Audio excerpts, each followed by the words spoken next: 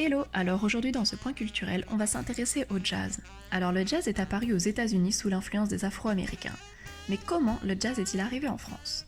En fait, après la Première Guerre mondiale, de nombreux soldats afro-américains sont restés en France, et parmi eux se trouvaient de nombreux musiciens. Le public français était beaucoup plus enjoué et réceptif au jazz, car après la guerre, le peuple français voulait faire la fête dans les cabarets parisiens. Mais pas que, puisque le jazz était un phénomène en vogue dans les petites villes également. Pour les Afro-Américains, Paris représentait la liberté puisque la ségrégation raciale n'était pas en place comme aux États-Unis. Beaucoup de clubs de jazz ont ouvert dans la capitale, notamment celui de Ada Smith, une chanteuse afro-américaine qui a ouvert chez Bricktop. Pendant 15 ans, elle a accueilli de nombreux artistes afro-américains sur la scène, ce qui a grandement contribué au succès du jazz en France.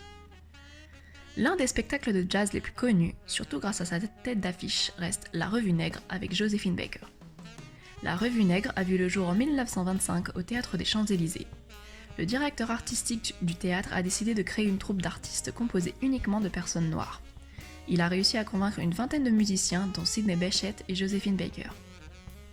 Cette Revue Nègre, comme son nom l'indique, met en avant des artistes noirs et leur art, ce que l'on appelle à l'époque l'art nègre, qui fascine des artistes de l'époque, comme par exemple Picasso.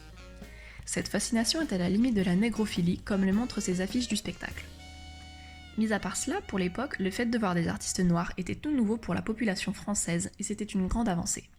Le jazz était un art complètement différent de ce que les Français avaient l'habitude d'écouter, et ça a eu un franc succès jusqu'à la fin des années 60, pour laisser place à d'autres genres musicaux venus des États-Unis, et oui, encore les ricains, comme la musique pop ou le rock. Voilà, c'est tout pour aujourd'hui pour ce point culturel. Les sources utilisées se trouvent en dessous de la vidéo, n'hésitez pas à mettre un pouce bleu et un commentaire, et je vous dis à la prochaine!